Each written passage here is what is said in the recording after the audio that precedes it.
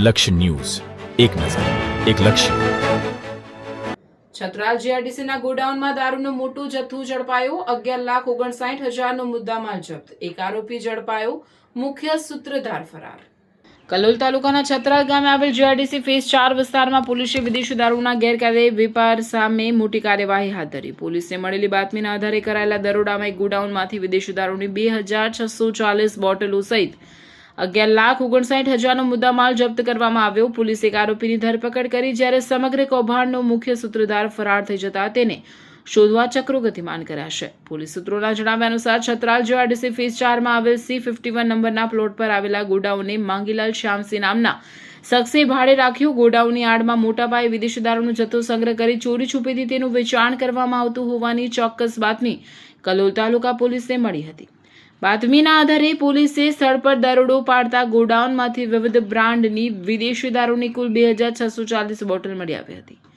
પોલીસે 4,44,708 કિંમતનો દારૂ જપ્ત કર્યો. ઉપરાંત કબજે લેવામાં આવેલી હતી.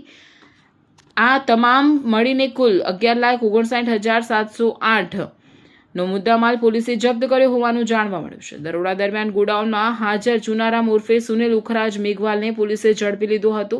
તેની પૂછપરછ દરમિયાન ગેરકાયદે દારૂના વેપાર અંગે મહત્વની માહિતી મળવાની સંભાવના વ્યક્ત કરવામાં આવી રહી છે. બીજી તરફ ગોડાઉન ભાડે રાખનાર અને સમગ્ર રેકેટનો મુખ્ય સૂત્રધાર માનવામાં આવતો માંગીલાલ શ્યામસિંહ પોલીસને ચકમો આપી ફરાર થઈ ગયો હતો. કલોલ તાલુકા પોલીસે બંને આરોપીઓ સામે પ્રોહિબિશન એક્ટ હેઠળ ગુનો નોંધી વધુ તપાસ શરૂ કરી છે. ફરાર આરોપીની શોધખોળ માટે અલગ અલગ ટીમો કાર્યરત કરવામાં આવી હોવાનું જાણવા મળ્યું છે.